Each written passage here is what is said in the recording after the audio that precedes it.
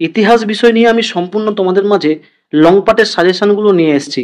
আমি আশা রাখছি এর বাইরে তোমাকে আর কিছু পড়ার দরকার হবে না। শেষ মুহূর্তের শেষ রাতের প্রস্তুতি হিসাবে বলে দেব, এই কোশ্চেনগুলো তোমরা শেষ মুহূর্তে একটু চোখ ঝালিয়ে নিয়ে যাও এবং যে কোনো স্কুলে যেভাবেই কোশ্চেন আসুক না কেন এই কোশ্চেনগুলো তোমাদের আসতেই হবে। এবং আমি তোমাদের প্রয়োজনের সুবিধার্থে অবশ্যই এই ভিডিও ডেসক্রিপশন বক্সে যেটা তোমাদের বলে দিচ্ছি যে কোশ্চেন এবং অ্যান্সার সমেত আলোচনা করে দিচ্ছি, তার কিন্তু পিডিএফটাও দিয়ে দিব। তাই তোমরা পিডিএফটা আগে ডেসক্রিপশন বক্স থেকে গিয়ে ডাউনলোড করে নাও। পিডিএফ ডাউনলোড করার জন্য কোনো রকমের খরচ আসছে না, অবশ্যই তোমরা ফ্রি অফ কস্টে ডাউনলোড করতে পারবে। এখানে 2 মার্কস 4 মার্কস কিংবা 8 মার্কস প্রত্যেকটা পার্ট তোমাদের দেখিয়ে দিয়েছি কোন কোশ্চেনগুলো অবশ্যই পড়ে যেতে হবে শেষ মুহূর্তের প্রস্তুতি হিসাবে। তাই বন্ধু একটু স্কিপ না করে পুরো ভিডিওটা দেখার অনুরোধ থাকলো। প্রথমে আমি তোমাদের 8 মার্কসের বলে দিচ্ছি। 8 মার্কসের যে কোশ্চেনগুলো অবশ্যই তোমাকে পড়তে হবে, রেখায় ও লেখায় জাতীয়তাবাদের বিকাশ সম্পর্কে বিশদ আলোচনা করো। এই কোশ্চেনটা পড়ে গেছে, এবারে যে কোনো স্কুলে যেভাবেই কোশ্চেন আসুক না কেন এই কোশ্চেনটা টাচে কোশ্চেন আসতে হবেই। এবং আশা রাখছি এই কোশ্চেনটা হুবহু এইভাবেই পড়বে, যদি না পড়ে কোনো আলাদা টাইটেলেও পড়তে পারে, তবে তার অ্যান্সারটা কিন্তু এই কোশ্চেন থেকেই থাকবে। কি বললাম না, এই রেখায় ও লেখায় জাতীয়তাবাদের বিকাশ সম্পর্কে যে বিশদ আলোচনা, যখন তোমরা কোশ্চেনটা পড়তে যাবে তার যা অ্যান্সার, হয়তো কোশ্চেনটা তোমাকে ঘুরিয়ে দিলে হলেও এই অ্যান্সারটাই কিন্তু থাকবে। অর্থাৎ তার মানে এই কোশ্চেনটা পড়লেই তোমরা পেয়ে যাবে। তোমাকে প্রশ্নপত্র থেকে খালি সঠিকভাবে খুঁজে নিতে হবে যে কোন কোশ্চেনের অ্যান্সারটা সঠিক, এটাই হবে। তাহলে এই কোশ্চেনটা তোমরা করে নাও, ভেরি ভেরি ইম্পর্টেন্ট। অর্থাৎ শেষ মুহূর্তের প্রস্তুতি হিসাবে আমি তোমাকে প্রতিটা অধ্যায় থেকে একটা করে 8 নম্বর বলবো। যার যে অধ্যায় থেকে পড়তে বেস্ট লাগে মনে করছো সেই অধ্যায় থেকে তোমরা কিন্তু পড়ো। প্রতিটা অধ্যায় থেকে যে একটা করে কোশ্চেন বলছি, আমি আশা রাখছি এর বাইরে তোমাকে কিচ্ছু করতে হবে না 8 মার্কসের জন্য আপাতত। এবার দেখো 2 নম্বর দাগে যে কোশ্চেনটা তোমরা করবে অবশ্যই ইম্পর্টেন্ট, সেটা হচ্ছে প্রকৃতি, মানুষ ও শিক্ষার সমন্বয়ে রবীন্দ্রনাথের চিন্তা ভাবনা আলোচনা করো। ভেরি ভেরি ইম্পর্টেন্ট, এই কোশ্চেনটা পড়ে গেছে এবারের জন্য। এবং ষষ্ঠ অধ্যায় থেকে যেটা পাবে, মানবেন্দ্রনাথ রায়ের নেতৃত্বে বামপন্থী আন্দোলনের চরিত্র বৈশিষ্ট্য আলোচনা করো। বা শুধু বামপন্থী আন্দোলনের চরিত্র বৈশিষ্ট্য পড়তে পারে, মানবেন্দ্রনাথ এলেও আসতে পারে, না এলেও মোটামুটি একই রকমের অ্যান্সার হবে। একটাই অ্যান্সার তোমরা রেডি করে নাও। এবং আমি প্রয়োজনের সুবিধাতে 3টা কোশ্চেনেরই তোমাদের সামনে কিন্তু অ্যান্সার দিয়েছি এখানে। তাই অবশ্যই পিডিএফটা তোমাকে ডাউনলোড করতে হবে। পিডিএফ পড়লেই কিন্তু তোমরা শেষ মুহূর্তের প্রস্তুতি হিসাবে এই কটা দেখলেই আশা রাখছি পেয়ে যাবে। এরপরে চলে আসো 4 মার্কসের জন্য। 4 মার্কসে যেগুলো পড়বে সেটা দেখে নাও। ওয়ার্কার্স এন্ড পেজেন্টস পার্টি সম্পর্কে টিকা করে নাও বা গুরুত্ব বা এটা কেন প্রতিষ্ঠিত হয়েছিল। অর্থাৎ ওয়ার্কার্স এন্ড পেজেন্টস পার্টি নিয়ে একটা 4 মার্কসের আসছে। এছাড়া ভারত ছাড়ো আন্দোলন পড়বে, শ্রমিক আন্দোলন ভেরি ভেরি ইম্পর্টেন্ট, পড়বে কোশ্চেনটা, যে কোনো স্কুলে দেখবে এই কোশ্চেনটা পাবেই। এবং ইউএন রায় অ্যান্ড সন্স এ সম্পর্কে টিকা লেখো। অবশ্যই এই কোশ্চেনটাও ভালো কোশ্চেন, দেখে নিতে পারো। অর্থাৎ প্রথম 3টে কোশ্চেন যদি তোমরা করে নিতে পারো, আমি আশা রাখছি এখান থেকে অবশ্যই 2টো পাবে। এরপরে কলকাতা বিজ্ঞান কলেজ এর সম্পর্কে টিকা পড়তেই হবে এবং মহারানী ঘোষণাপত্র এর সম্পর্কেও তোমাকে টিকা পড়তেই হবে। এটা 2 মার্কসেও আসতে পারে, তবে অনেক ক্ষেত্রে দেখেছি 4 মার্কসেও চলে আসে।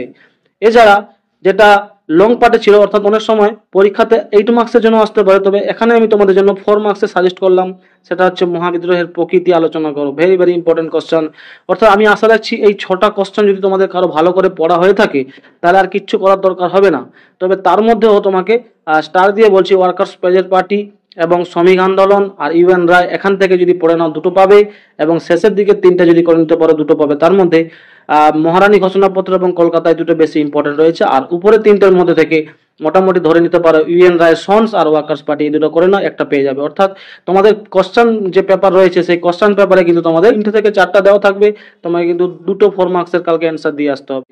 অর্থাৎ বন্ধুরা এখানে আমি তোমাদেরকে 4 মার্কস আর 8 মার্কস শেষ মুহূর্তের শেষ রাতের প্রস্তুতি হিসাবে একদম সংক্ষিপ্ত আকারে বলেছি। এখানে 3টে কেন বললাম না, কোনো ছাত্রছাত্রী হতে দেখা যাবে চতুর্থ অধ্যায় থেকে কিংবা পঞ্চম অধ্যায় থেকে কিংবা ষষ্ঠ অধ্যায় থেকে, অর্থাৎ যে যার নিজের মতো করে বিভিন্ন অধ্যায় থেকে তোমরা রেডি করে রেখেছো। তাই 3টে অধ্যায়ের একটা করে কোশ্চেন আমি তোমাকে দিয়েছি। আমি আশা রাখছি এই কোশ্চেনটা যদি তোমরা করে নিতে পারো, যে কোনো অধ্যায় থেকে তোমরা যদি করতে পারো ওই কোশ্চেনটা আসতেই হবে। আর 4 মার্কসের জন্য প্রত্যেকটা অধ্যায় থেকে 2টো করে সাজেস্ট করলাম। 3টে যেহেতু অধ্যায় তোমাদের পরীক্ষা হবে, চতুর্থ, পঞ্চম এবং ষষ্ঠ, সেই 3টে অধ্যায়ের মধ্যে প্রত্যেকটা অধ্যায় থেকে আমি কিন্তু তোমাকে 2টো করে কোশ্চেন সাজেস্ট করেছি। এর বাইরে আশা করি আসছে না, তাই তোমরা কিন্তু এগুলো দেখে নেবে। এরপরে চলে আসো 2 মার্কসের জন্য। 2 মার্কসে এবারে যে কোশ্চেনগুলো আসে ভেরি ভেরি ইম্পর্টেন্ট। তোমরা জানো 2 মার্কসের কিছু কোশ্চেন আসবে যে কে কেন প্রতিষ্ঠিত করেছিল বা কে কি উদ্দেশ্যে এটা প্রতিষ্ঠা করেছিল, এই টাইপের কোশ্চেনগুলো কিন্তু আমি তোমাকে সাজেশনে দেয়নি। কারণ এখানে তোমাদের 3টে অধ্যায় যে পরীক্ষা হবে, চতুর্থ, পঞ্চম এবং ষষ্ঠ, এই 3টে অধ্যায় থেকে কিন্তু এরকম অনেকগুলো পেপার রয়েছে, অনেকগুলো প্রতিষ্ঠান রয়েছে, কি উদ্দেশ্যে প্রতিষ্ঠা করেছে, কে কি উদ্দেশ্যে গঠন করেছিলেন, এইরকম টাইপের কোশ্চেনগুলো কিন্তু তোমরা শর্ট কোশ্চেন থেকেই পড়ে নিয়েছো আশা রাখছি। তাই এগুলো দিলাম না, এগুলো বাদ দিয়ে যে কোশ্চেনগুলো থেকে 2 মার্কসের আসে সেই কোশ্চেনগুলো এখানে দিচ্ছি, দেখে নাও। প্রত্যেকটা অধ্যায় থেকে 3টে করে 4টে দিয়েছি। আশা রাখছি 3টে থেকে 4টের মধ্যে যদি তোমরা রেডি করে নিতে পারো, তার মধ্যেই কিন্তু তোমরা তোমাদের পরীক্ষাতে 2 মার্কসের যে 4টা কোশ্চেনের অ্যান্সার দিতে হবে তা কিন্তু কমন পেয়ে যাবে। এবার দেখো, সিপাহী বিদ্রোহের প্রতি শিক্ষিত বাঙালি সমাজের কিরূপ মনোভাব ছিল, ভেরি ভেরি ইম্পর্টেন্ট, পড়ে গেছে কোশ্চেনটা। সভা সমিতির যুগের 2টি বৈশিষ্ট্য লেখো, ভেরি ভেরি ইম্পর্টেন্ট। বঙ্গভাষা প্রকাশিকা সভা ও জমিদার সভার 2টি পার্থক্য লেখে, কোশ্চেনটা হুবহু আসবে দেখবে। এরপরে বাংলার ইতিহাসে হিন্দু মেলার 2টি ঐতিহাসিক গুরুত্ব বলো, কিংবা হিন্দু মেলার 2টি সমালোচনা বলো, বা হিন্দু মেলার 2টি ব্যর্থতা বলো, এই ধরনের একটা কোশ্চেন অবশ্যই আসছে। এছাড়া ভারত মাতা চিত্রের বৈশিষ্ট্য আলোচনা করো, কিংবা ব্যঙ্গচিত্র কিভাবে ঔপনিবেশিক সমাজের সমালোচনা বিস্তার করেছিল তা আলোচনা করো। নেক্সট কোশ্চেন, শ্রীরামপুর ত্রয়ী কারা, অর্থাৎ 3 জনের নাম লিখে দিলেই হবে। এছাড়া আইএসসিএস কি উদ্দেশ্যে প্রতিষ্ঠিত হয়, ভেরি ভেরি ইম্পর্টেন্ট। এবং জাতীয় শিক্ষা পরিষদের 2টি উদ্দেশ্য আলোচনা করো, ভেরি ভেরি ইম্পর্টেন্ট, কোশ্চেনটা করে নেবে। এবং ঔপনিবেশিক শিক্ষা ব্যবস্থার সমালোচনা সম্পর্কে 2টি দিক আলোচনা করতে হবে তোমাকে, বা কি 2টি দিক ছিল তা বলো। এছাড়া স্বদেশী ও বয়কট কথাগুলির ব্যুৎপত্তিগত অর্থ লেখো, অর্থাৎ স্বদেশী এবং বয়কট কোন আন্দোলনের পরিপ্রেক্ষিতে এসেছিল এবং এই দুটো শব্দের মাধ্যমে কি বোঝাতে চেয়েছে। এরপরে দেখো, চৌরি চৌরার ঘটনা কি, স্বামী সহজানন্দ কেন বিখ্যাত ছিলেন, কংগ্রেস সমাজতন্ত্রী দল কি উদ্দেশ্যে প্রতিষ্ঠিত হয়, এবং ক্রিপস মিশন কি উদ্দেশ্য নিয়ে ভারতে এসেছিল। এছাড়া এআইটিইউসি কোন উদ্দেশ্যে প্রতিষ্ঠিত হয়েছিল, এবং রশিদ আলী দিবস কি, মিরাট ষড়যন্ত্র মামলা বা লাহোর ষড়যন্ত্র মামলা সম্পর্কে আলোচনা করো।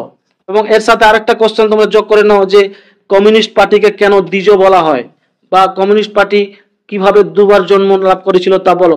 অর্থাৎ তোমাকে হাতে গোনা এখানে আমি 16-17টার মতো শর্ট কোশ্চেন দিয়েছি 2 মার্কসের জন্য। আশা রাখছি এরই মধ্যে থেকে তোমরা কমন পেয়ে যাবে। এছাড়াও আমি তোমাদের পিডিএফ এর যে অ্যান্সার গুলো দিয়েছি, সে যে 2 মার্কসের কতগুলো এখানে দিয়েছি দেখো, একদম কিভাবে লিখতে হবে, 1 লাইন কিংবা 2 লাইন লিখলে তোমরা কিন্তু কমন পাবে। দেখে নাও কোশ্চেন গুলো কিভাবে দিয়েছি, আশা রাখছি তোমরা কমন পাবে।